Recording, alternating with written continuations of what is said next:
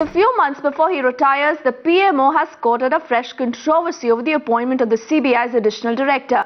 Now remember, the decision to make the appointment without the CVC's consent has raised eyebrows. But the Congress party made claims that the Law Ministry was consulted and there is nothing wrong in that.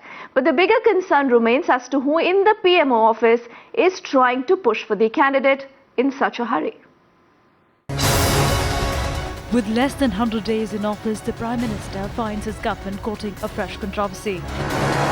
This time over the appointment of a high-level CBI officer for whose appointment his office seems to have bypassed the CVC's recommendations. This is the letter written by Vineet Narayan to the Prime Minister, where he's questioned the appointment of Archana Ramasundram to the post of Additional Director of CBI when the CVC has not okayed her name. Questions are being raised over the PMO's decision to choose 1980 batch IPS officer Archana Ramasundram for the post of the CBI Additional Director, when the CVC specifically recommended R.K. Pachananda's name not once but twice.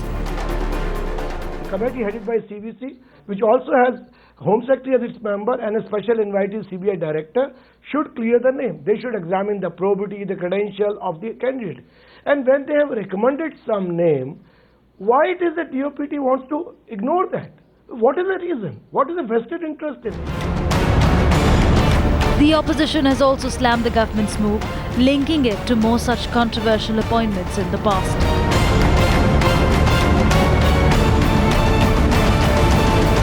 So this discussion is, did the PMO bypass the CVC not once but twice over and then go to appoint whoever they chose to appoint? Which is exactly what they did also in appointing an eminent jurist in the selection panel, even in spite of Sushma ji objecting, and then covering it up by saying, oh, the majority opinion in a democracy. But the Congress is on the defensive, dismissing allegations of flouting any rules. There is absolutely nothing that the government is doing that is violating the CVC Act. End of day, I think let's not be so cynical.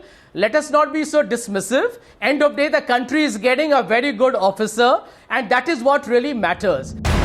The opposition is not willing to let off the heat on the matter and will be looking to escalate the issue both inside and outside the parliament today. Well, here's how the day is going to be panning out for the government on Tuesday. First, an attack in parliament by the opposition against the government and its alleged handmaiden, the CBI.